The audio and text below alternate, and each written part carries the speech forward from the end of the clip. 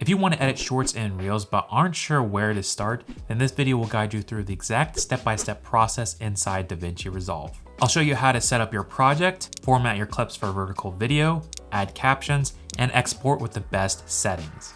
Let's dive in. You gotta just press record. Hey, welcome back to Think Media. So to start off, we want to make sure we have all of our footage in one place and organized. Anytime that I start a new edit, I like to create a folder for that specific project. So here I have this titled Ulanzi LM19, which is this little LED light that I will be creating a short about. If I click inside of this, I have a footage folder. Clicking inside of that again, I have an A-roll or my talking head video, and then my B-roll. It's important to have this organized from the get-go as it's going to make our editing process a lot easier. Which brings us to the second step, and that is to open DaVinci Resolve and set up our project. So go ahead and click on the DaVinci Resolve icon and wait for this to load. With that opened up, we now want to create a new project for our videos. So we'll go down here, click New Project, and we're gonna give our project a name. And I'll just type in the same Ulanzi LM19 short, and I'll click Create. Now that we created a new project inside DaVinci Resolve, I want to turn your attention to the bottom of the screen where there are these different tabs. There is a media folder. Go ahead and click that. And from this page, we can actually import the footage for this project. And the easiest way to do this is just to go down to your Finder, and we're going to bring in this footage folder right over here into this left corner underneath the master. And if we do that, that keeps all of our footage nicely organized in the folders we previously created. Next, we want to go down to the edit page and click on that. And now we can start importing our footage into our timeline. On top left corner of the screen, we have our footage folder, and then inside of that, we have our A-roll and B-roll. I'm going to start clicking on the A-roll, and we're going to edit our A-roll first before we even bother with B-roll just yet. So what we're going to want to do is drag in our A-roll into our timeline just by clicking here, and we'll just drag and drop. And now we have our video in the timeline. As we can see, I recorded this for about 10 minutes or so, and we're going to want to chop this down to be around 60 seconds. But before we start chopping up our video, because we are making a vertical short, we want to adjust our timeline settings to create a vertical video. You'll notice that this little timeline 1 icon has appeared, and this is our timeline file, and we want to adjust the timeline settings. So what we're gonna do is right click on that icon, go down to timelines, timeline settings. And this is where we can change our timeline settings to be vertical. So what we want to do is go down here to the bottom and uncheck use project settings. And then the next thing we want to adjust is go right under timeline resolution and click on use vertical resolution. Go ahead and press OK. And as you can see in our little preview window, this will give us a vertical 9:16 aspect ratio. Again, organization is key with any project. So what I'm going to do is put this little timeline box into its own timeline folder. And to do that, you can click anywhere here on the folder, right click, click new bin, which is just Resolve's way of saying new folder.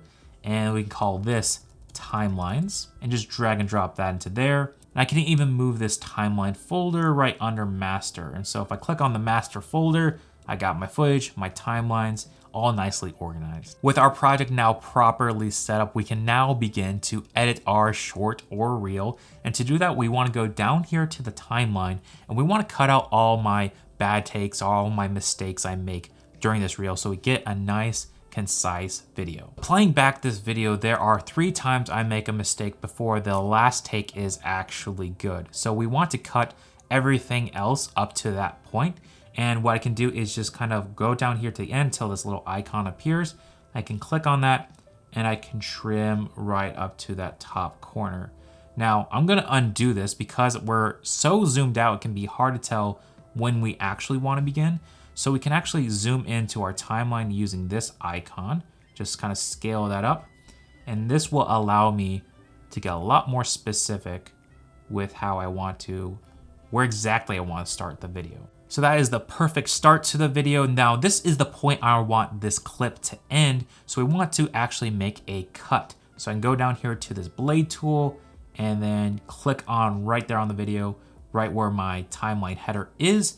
and that will perform a cut right there. Now you also want to click on this empty gap and go ahead and press delete, and that will actually make it start with the video rather than it being on a black screen. So I'm going to go through this video until I make another good take, which is right here. I want to make another cut. Again, you can click the blade tool and select it, or you can use Command B, the shortcut, and it'll make a cut right there.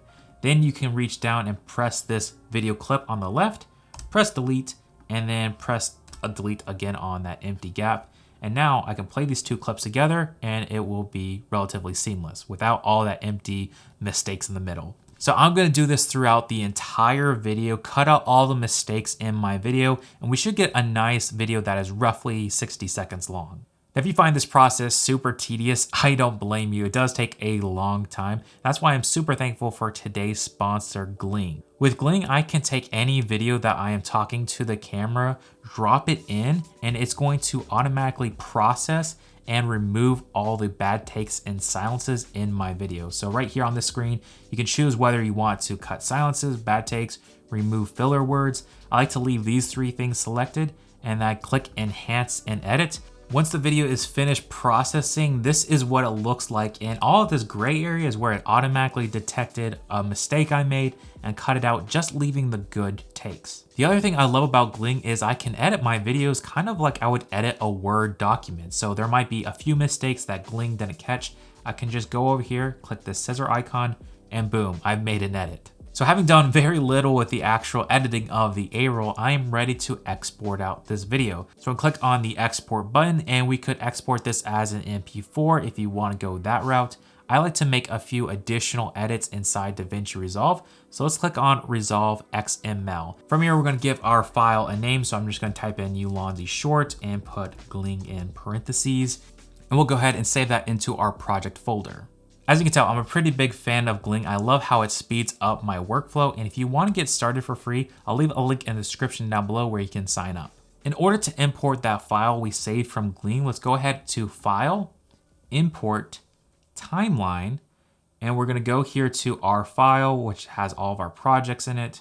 Once that's imported, we want to give our timeline a name. So I'm just going to type in Ulonzi short, Gling, import that. So as you see, we have a new timeline here, and this is all the cuts made for us, giving us a 42-second short. Again, because I decided to record this as a horizontal video that I'm going to turn into a short, we want to change our timeline settings again. Again, we want to uncheck Use Project Settings, click on Use Vertical Resolution, and press OK. And if your footage is showing up like this instead of filling up the entire vertical video, we can click on the Inspector tab and we can go over to Zoom and we can just scale this up until we fit the full frame here. I can then click Command C to copy that effect, and I can select all the other clips, press Option V and click on this video attributes. All of them would be just fine for this. Click Apply, and that will apply the effect to every single clip in our timeline. And if you happen to be slightly off frame like I am for this clip, again, you can adjust the position settings. I can just move that over to left so I get nice and centered. This is one benefit about shooting in a horizontal and making it a vertical later, that you do have that flexibility to move it around. Okay, now that we finished editing our A-roll, we can now begin placing our B-roll. The first step in placing your B-roll is listening through your A-roll footage, and if you have a section where you have shot B-roll or need to go shoot B-roll, what I'm gonna do right here, I talk about if you don't have enough light when you're filming with your phone, I wanna show off an example of what that would look like in a dark scenario. So I'm gonna go down here to my B-roll setting, and I have a clip right here, and let's scroll through this. Kind of recorded it all at once. So right here is when I talk about not having enough light. So in order to just import this section into our timeline, what I'm gonna do is click I on the part I want to start the video. And I turn my head, I'm gonna click O. And now down here, I have two different options to import this. I can just click anywhere on the screen, and that will bring in its video and audio. That might be helpful in some cases, but for this, I just want the video because I have my good audio on my A-roll. So let's go down here and click this video only clip. We'll just drag and drop it right where we want it. Again, we can scale this up using this slider, And now we can get a little bit more fine-tuned on where we want to place this. Only to realize that you don't have enough with your phone, let's say only to realize that you don't have enough light. I can extend this a little bit more. I can bring this back. Again, I'm just using the trim tools. A video with your phone only to realize that you don't have enough light. Well, that's where this Ulanzi magnetic selfie light comes in handy. And I think that's perfect for our first clip. Now this first B-roll shot was using my phone and I was filming that vertically, so it all lines up perfectly. However, for this next B-roll shot, I actually have it horizontal. So again, we want to just scale this up right so we don't see any black bars. And you can actually adjust this little viewfinder too. I noticed a lot of people will kind of not fill the frame. You see like these little skinny black bars at the top. So just make sure that is nice filled in like so. And then you can always reset this by clicking fit. And I can play this back. But if your phone doesn't have MagSafe, they actually come with a little magnetic. And that's perfect. As you notice, where I'm placing these B-roll is usually at the junction between these two separate clips. If you can hide that jump cut seam, it's going to make it feel a lot more professional, as if you did it in one take by some miracle. So as you can see, I have a jump cut right here. So I'm just gonna grab my next B-roll example, and right here, just click I, O, drag that video right on top of that, and go ahead. Use that as well. The cool part is you can use it for both filming with the back cameras or flipping. I want to show this a little bit longer. Cameras or flipping out to get some great selfie lighting. And then when I mentioned the selfie lighting, again, I want to see that example, and I'll do the same thing, drag and drop. Flipping out to get some great selfie lighting. So as I'm going through and placing B-roll, I actually want to show two different clips at the same time and kind of do a split screen effect. So here are my two different shots. I have one with no lighting and one with lighting. What I do is just kind of drag these one on top of the other. And what I can do is select the clip up top, and I can adjust my position by grabbing up this Y slider, and I can adjust the height. Then if I go down here to the cropping, I can actually open up this tab and I can crop the bottom off. It's about the midway point there. Select on the other clip and just drag the positioning down a little bit lower, and I'll just go back and forth and adjust it till it's about right. And that is a very easy way to do a split screen effect if you want to show multiple frames at the same time. So that is my B-roll placed. One thing you'll notice is right here, I actually don't have a B-roll shot covering this, but one thing you can do is if you do have a jump cut is you can go to the next clip and you can actually just scale this up a little bit more.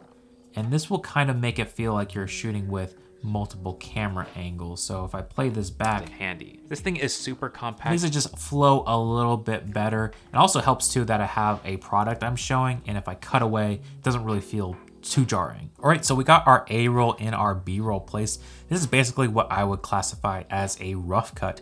Now it's time to add some of that special seasoning. And what I mean by that is adding some text. So for this shot in particular, because I have a split screen showing two different options side by side, it will be important to label them so people know what they're looking at. So to add text to your video, we're gonna go all the way to the top here and click on the effects panel. And we're going to type in text. And we can just pull in this simple basic text and just drag it right on top. We can trim this up to the side so it fits nice and neat. In this text box, we can type in, let's say, no light, and then I can adjust the font, the size, the color, anything I want to. I'm basically gonna scroll down and find our Think Media font, which is Helvetica. With our font selected, we can adjust the sizing, and then we can scroll down here and adjust the positioning so that appears right where we want it. So I think that looks pretty good. Now I want to create a new text file for the bottom clip. And one quick way we can actually just save some time is to duplicate this. So I'm gonna hold down Option and select and drop this, and that will duplicate that clip. And now I can change this text. So I'm just gonna type in Ulanzi LM19. And again, let's adjust that positioning, be right around here. One thing that is super important when you are creating reels or shorts is making sure that you don't have any text that is being cut off, because a lot of these platforms have tons of little icons that appear on screen. So I found this YouTube short overlay just on Google. So I'm gonna use this to make sure I don't cut anything off. So I'm gonna make a little bit of room here. I'm just gonna reach down for this middle bar so I can have a little bit more room up top. Click this, drag it above everything, and let's just stretch that out. As you can see with that overlay, sure enough, the Ulanzi text is a little bit cut off. So I actually want to adjust this, and maybe I'll even put the text slightly above, or I might even have to just fully adjust my image. That's why it's really good to know what platform you're on and what are the overlays that might affect your video. Now, at any point in editing, you might actually want to get rid of this so you can actually see what your video will look like. So one thing you can do is just right click on this file, and we can actually click enable clip. If I uncheck this, it will disable it. So this will show what the video looks like. Again, you can have a keyboard shortcut for this. Mine is set to D, so I can just toggle that on and off. So I know that my text is not gonna be cut off, or I can turn it off and see what my video will look like. All right, so we added text for that specific shot, but you might actually want captions throughout your video. Well, fortunately, DaVinci Resolve Studio has a great caption feature. In order to create captions, what we want to do is go all the way up here to select timeline, create subtitles from audio, and I'm just gonna leave this at the default settings. Click create. It's gonna take some time to initialize and transcribe our video, so take a cup of coffee, get a little break before we come back to this. All right, so now a subtitle track has appeared above our video, and if I play this back, as you can see, the text appears on screen. So we can actually dial this in a bit further because chances are their default doesn't quite look good. So one thing we can do is we can go over here to the subtitle, and I like to adjust this by the track because I want to get all my text in the proper position. So I can adjust the scale of this, I can change the font perhaps, and that's going to apply to every text file. Versus if you were left on caption, it's only going to change that specific one. So now if I play my video back, have you ever gone to film a video with your phone only to we have some very basic captions on screen, and I think these work really well in a pinch. One thing you might notice is all these empty gaps. One thing I do like to do is just kind of extend those out so there's always captions on the screen. You can always go in here and adjust each caption depending on how many words you want it, so you can really get exactly what you're looking for. But I think for pretty much default settings, these look pretty decent. With the A-roll, the B-roll, and now our captions on our video, the next step is to add in some music. For this video, I pulled a song I liked from Epidemic Sound. I'm just gonna go ahead and drag that into our project. Again, I can create a new bin called music. Drag that in there, keep it all nice and organized. Now we're going to bring this music into our timeline, so I'm just going ahead and drag and drop. And the first thing we'll notice if I play this back, well, that's where this Ulanzi magnetic selfie. The music is just a little bit too loud, so what we want to do is click on our music track, go up here to the volume, and if you don't see this page, make sure the inspector is clicked on. And we want to go down here and lower the volume way down.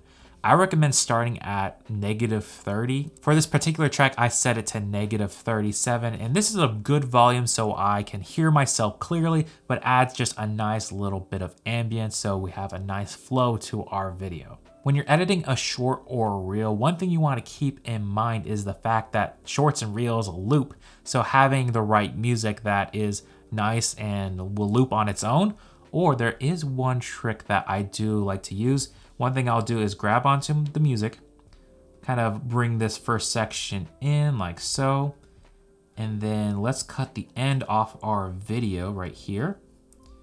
Just click Command B, delete. I will duplicate this track right next to it so it just fits right on the other side. I'll bring this clip forward and we'll fade this on both ends. What will happen is the track will fade out and it will introduce the beginning of the video. So you have a much more seamless audio loop in your video. And if you want DaVinci Resolve to preview your video as a loop, what we can do is select O on our timeline at the end of our video, select O, and then I'll go and press this little icon right here. If I play this back, we should get a nice loop. Our favorite gear for making better content. Have you ever gone to film a video with your phone? Not too bad. With the music now set at the right volume and giving it a little bit of a loop, we are now reached the last and the final step, and that is to export our video. Now, before we go to the Deliver tab, one thing we want to make sure we have set in the Edit tab is our in and out points. So I like to make sure that the out point is right aligned with the last bit of the video. You can just select O on your keyboard and that will create an out point. And then at the beginning of your video, just make sure it starts at the very beginning. That way you don't have any empty space before and after your clip. Now you don't want to skip this step because there are some very important settings that we need to change before we save our video. Let's go ahead and run through these up top. We have the file name. So again, let's just type in Elonzi LM19 short. And then I'm going to choose a location. And I recommend saving this to the exact folder that we created earlier, but I like to create a new folder called exports. Click create, and we'll go ahead and save. We want to double check and make sure that the render is set to single clip. For the format, I like to leave this at QuickTime and the codec H.264 for Mac. You can also do MP4 if you are on Windows. As we go down to resolution, you can see this is set to 4K and vertical. You could change this to 1080p if you prefer that. You just want to make sure that you have use vertical resolution set. And for the frame rate, you want to make sure this matches what you recorded on camera. So for me, I was shooting 23.976 or 24 frames per second. If you are shooting on your phone, chances are you're probably shooting at 30 frames per second. For the rest of these settings, I'm gonna leave by default. Now there is one really sneaky setting that I often overlook and I wonder, why does my video have no subtitles? If you have the same issue, go down to subtitle settings, export subtitle, and change the format to burn into video. This way your subtitles actually appear on your video. Just take a moment to double check and make sure that all your settings match what is on screen. The very last step we want to do is select add to render queue and then click render all. And congratulations, you edited a short inside DaVinci Resolve. I hope you guys enjoyed this video, and if you're interested in learning how to speed up your workflow, I highly recommend checking out the Gling tool. Again, I've used it for every single Think Media video, and that saved me a lot of time. So click the link in the description. And if you are interested in learning more advanced topics when it comes to editing like color grading and sound design, then check out this video right here.